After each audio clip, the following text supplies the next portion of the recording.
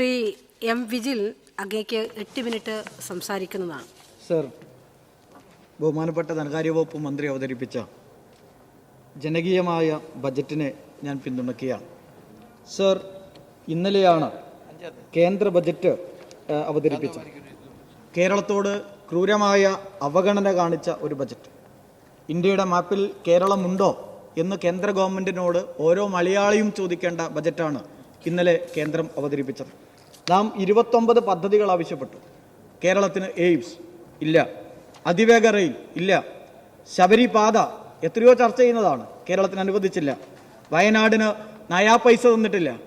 വിഴിഞ്ഞത്തിൻ്റെ വികസന കുതിപ്പിന് നയാ പൈസ അനുവദിച്ചിട്ടില്ല. പേരിന് കേരളത്തിന് നൽകിയത് എന്താണ്? കേരളത്തിന് പേരിന് നൽകിയത് ആമമുട്ട മാത്രമാണ് സർ കേന്ദ്ര ബജറ്റിൽ. മറ്റൊന്നും നൽകാൻ ഈ കേരളത്തിൽ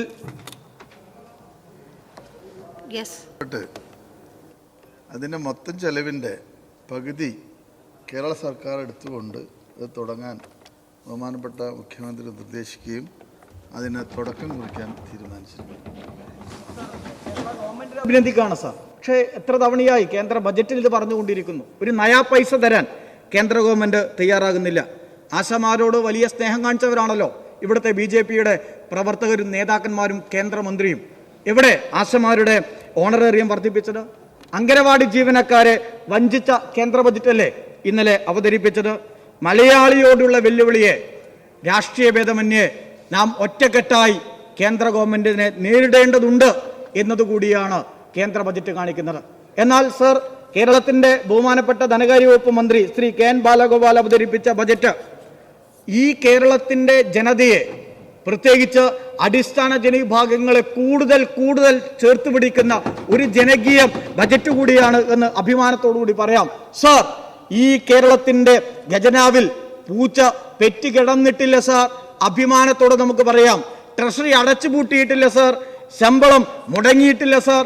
ഇതാ കേന്ദ്രം കടുത്ത സാമ്പത്തിക അവഗണന തീർത്ത ഘട്ടത്തിലും ഇത് 5 വർഷം അഭിമാനത്തോടെ ഈ കേരളത്തെ മുന്നോട്ട് നയിച്ച ബജറ്റുകളാണ് ബഹുമാനപ്പെട്ട ധനകാര്യ വകുപ്പ് മന്ത്രി കേരള നിയമസഭയിൽ അവതരിപ്പിച്ചത്. മുഖ്യമന്ത്രിയുടെ സുരക്ഷാ പദ്ധതി ഞാൻ ആവർത്തിക്കുന്നില്ല. കണക്ട് ടു വർക്ക് പദ്ധതി, ക്ഷേമ പെൻഷൻ നൽകാൻ 14,500 കോടി രൂപയാണ് അനുവദിച്ചത് സാർ. അംഗനവാടി, ആശാവർക്കർമാർ, സാക്ഷരതാ പ്രേരക് വീണ്ടും 1000 രൂപ വർദ്ധിപ്പിച്ചു സാർ. പാചക തൊഴിലാളികൾക്ക്, നമ്മുടെ പ്രിയപ്പെട്ടവർക്ക് ദിവസവേതനത്തിൽ 25 രൂപ വർദ്ധിപ്പിച്ചു സാർ. നോക്ക്, വിദ്യാഭ്യാസ രംഗത്ത് എത്രയോ കാലം, ഒരുപക്ഷെ ഇന്ത്യയിൽ അഭിമാനത്തോടെ +2 വരെ സൗജന്യ വിദ്യാഭ്യാസമുള്ള സംസ്ഥാനമാണ് കേരളം. അതും ഇടതുപക്ഷത്തിന്റെ തീരുമാനമായിരുന്നു. ഇന്നിതാ ഡിഗ്രി തലം വരെ സൗജന്യ വിദ്യാഭ്യാസം കൊടുക്കുന്ന ഇന്ത്യയിലെ ഏക സംസ്ഥാനത്തിന്റെ പേര് കേരളമാണ് എന്നതും നമുക്ക് അഭിമാനത്തോടുകൂടി പറയാം.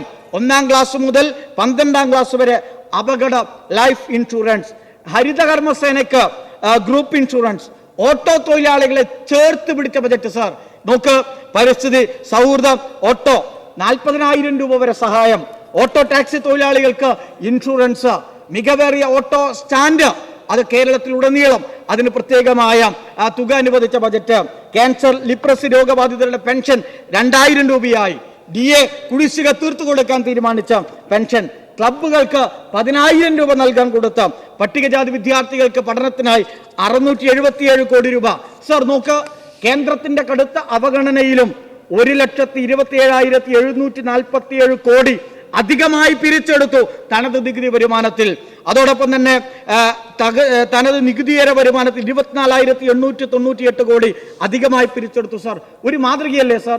നോക്ക്, എൻ്റെ മണ്ഡലത്തെ ഒരിക്കലും നടക്കില്ലെന്ന് കരുതി നിരവധി പദ്ധതികൾ യാഥാർത്ഥ്യമാക്കിയ ബജറ്റുകളായിരുന്നു ബഹുമാനപ്പെട്ട ധനകാര്യ വകുപ്പ് മന്ത്രി നിയമസഭയിൽ അവതരിപ്പിച്ചത്. പഴയങ്ങാടിയുടെ 50 വർഷത്തെ കാത്തിരിപ്പായിരുന്നു സാർ ഒരു അണ്ടർപാസ് എന്നത്. ഗതാഗത കുരുക്കിലുണ്ടായിരുന്ന ആ നാടിനെ മോചിപ്പിക്കാൻ ബജറ്റിൽ 7 കോടി രൂപ അനുവദിച്ചു. ഇന്ന് വളരെ സന്തോഷമുള്ള ഒരു ദിവസമാണ്. അണ്ടർപാസ് ടെൻഡർ ചെയ്തിരിക്കുന്നു എന്നത് തീർച്ചയായും ആ സ്വപ്നം യാഥാർത്ഥ്യമാക്കുന്ന ബജറ്റ്. 80 കോടിയുടെ കാവിൻമുനമ്പ് പാലം അത് ടെൻഡറിലേക്ക് എത്തിയിരിക്കുന്നു സാർ.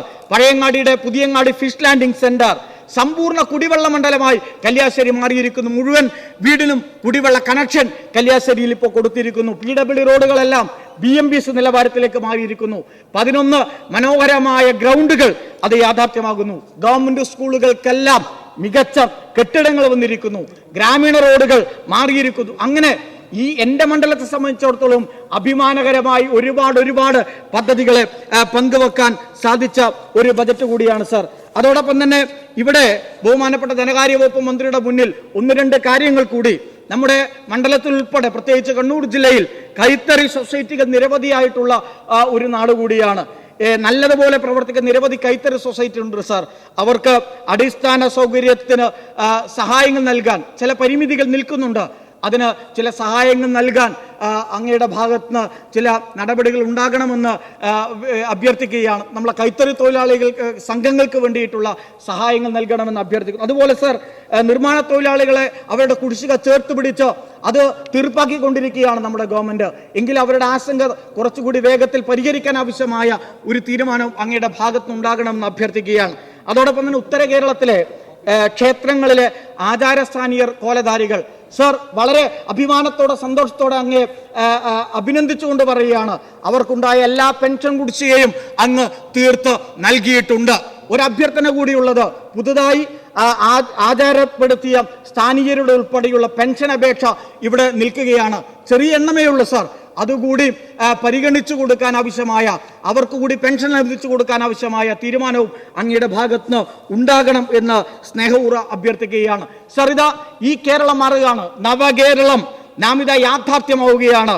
പവർ കട്ടോ ലോഡ് ഷെഡിങ്ങോ ഇല്ലാത്ത കേരളം, വർഗീയ കലാപങ്ങളില്ലാത്ത കേരളം, അഴിമതിയില്ലാത്ത കേരളം, സർക്കാർ സ്കൂളുകൾ അടച്ചുപൂട്ടാത്ത കേരളം, പാഠപുസ്തകം കൃത്യമായി കൊടുക്കുന്ന കേരളം, കണ്ണൂർ വിമാനത്താവളം, വിഴിഞ്ഞം തുറമുഖം, ഗെയിൽ പൈപ്പ് ലൈൻ, K-ഫോൺ, മെട്രോ, വാട്ടർ മെട്രോ യാഥാർത്ഥ്യമാക്കിയ ഗവൺമെന്റ്, പാവങ്ങൾക്ക് വീട് സർ, നാവു കൊണ്ട് 30 സെക്കൻഡിൽ 300 വീടല്ല സാർ, ഇത് 5 ലക്ഷം വീടുകൾ ലൈഫ് പദ്ധതിയിലൂടെ യാഥാർത്ഥ്യമാക്കിയ ഗവൺമെന്റ്, ബുൾഡോസർ രാജ് നടക്കാത്ത സംസ്ഥാനം, വീടുകൾ തകർക്കുകയല്ല 5 ലക്ഷം സ്വപ്നങ്ങൾ സാക്ഷാത്കരിക്കുന്ന കേരളം, പെൻഷൻ 2000 രൂപ, സ്ത്രീ സുരക്ഷാ പെൻഷൻ 1000 രൂപ, കണക്റ്റീവർക്ക് 1000 രൂപ.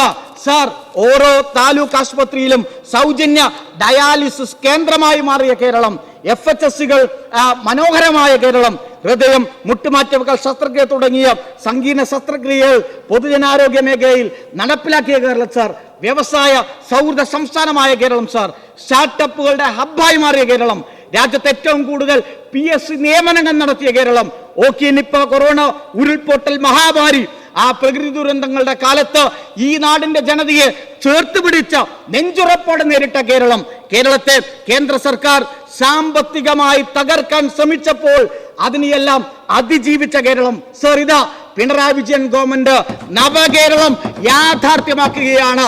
ഇതാ ഈ ബജറ്റ് ജനകീയ ബജറ്റാണ്. പ്രതിപക്ഷത്തിന് എപ്പോഴും സ്വപ്ന ബജറ്റായിരിക്കും. കാരണം അവരുടെ സ്വപ്നത്തിൽ പോലും കാണാൻ പറ്റാത്ത വിധത്തിൽ ജനതയെ ചേർത്ത് പിടിച്ചുകൊണ്ടാണ് ഇവിടെ ധനകാര്യ മന്ത്രി ഈ ബജറ്റ് അവതരിപ്പിച്ചത്. സാർ, കേരളത്തിന് മുന്നത്തെ തടയാൻ നുണകളുടെ കുത്തൊഴുക്ക്, മതനിരപേക്ഷയെ തടയാൻ നുണകളുടെ കുത്തൊഴുപ്പ് ഈ കേരളത്തിലെ പ്രതിപക്ഷം മുന്നോട്ട് വെക്കുകയാണ്.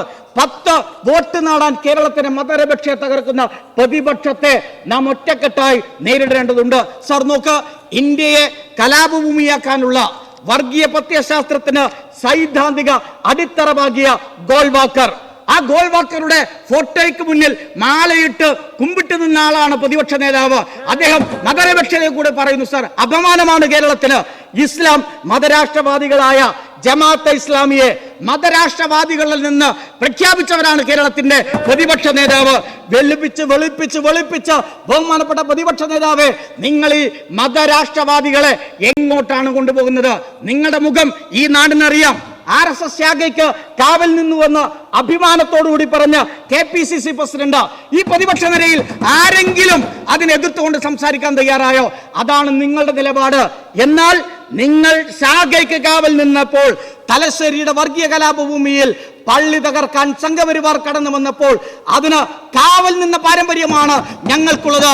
ആ കാവൽ നിന്ന് പള്ളി സംരക്ഷിച്ച ആ വർഗീയ കലാപത്തെ ചെറുത്തു നിൽക്കാൻ കരുത്തോടെ നിന്ന നേതാവിന്റെ പേര് ഇന്നത്തെ കേരളത്തിലെ മുഖ്യമന്ത്രി സഖാ പിണറായി വിജയൻ എന്നാണ്.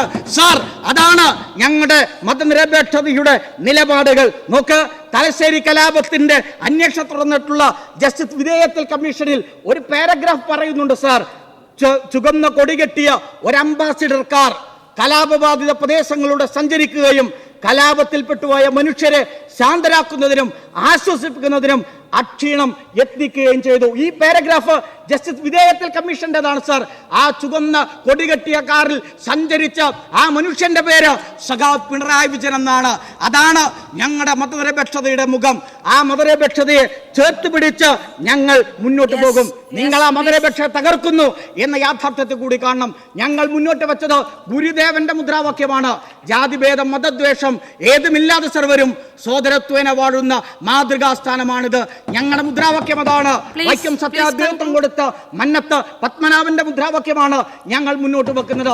ഞങ്ങൾ അയ്യങ്കാളിയുടെ മുദ്രാവാക്യമാണ് ഞങ്ങൾ മുന്നോട്ട് വെക്കുന്നത്. പൊയ്കേൽ യോഹന്നാന്റെയും അതോടൊപ്പം തന്നെ ഞങ്ങളുടെ പ്രിയപ്പെട്ട നവോത്ഥാന നായകന്മാരുടെ സഹോദരൻ അയ്യപ്പന്റെയും വക്കം അബ്ദുൽ ഖാദർ മൗലവിയുടെയും സ്വാമി ആനന്ദതീർത്ഥന്റെയും മുദ്രാവാക്യത്തെ ഈ മണ്ണിൽ ശ്വാസതമാക്കാൻ മതനിരപേക്ഷതയെ ചേർത്ത് പിടിച്ചുകൊണ്ടാണ് ഇന്ത്യയിലെ ഇടതുപക്ഷം നേതൃത്വം കൊടുക്കുന്നത്. കേരളത്തിലെ പിണറായി വിജയൻ ഗവൺമെന്റ് അതിനാണ് നേതൃത്വം കൊടുക്കുന്നത്. മതനിരപേക്ഷത കേരളത്തിന്റെ തെളിനീർ വർഗീയതയുടെ നഞ്ച് കലക്കാൻ UDF എത്ര ആവർത്തി പരിശ്രമിച്ചാലും കേരളം അതിനെ അതിജീവിക്കുക തന്നെ ചെയ്യും. പാവപ്പെട്ടവനെ ചേർത്ത് പിടിച്ച ജനകീയ ബജറ്റ് ഇനിയും ഈ കേരളത്തിൽ ഇടതുപക്ഷം അവതരിപ്പിക്കും. നിങ്ങൾ പ്രതിപക്ഷം സ്വപ്നം കണ്ടോളൂ. ഈ ബജറ്റ് ഈ മണ്ണിൽ മൂന്നാം ഗവൺമെന്റ് LDF ഗവൺമെന്റ് കൂടുതൽ കരുത്തോടെ നടപ്പിലാക്കും എന്നുകൂടി സൂചിപ്പിച്ച് ഒരിക്കൽ കൂടി ഈ ബജറ്റിനെ പിന്തുണച്ച് ഞാൻ വാക്കുകൾ അവസാനിപ്പിക്കും. Thank you.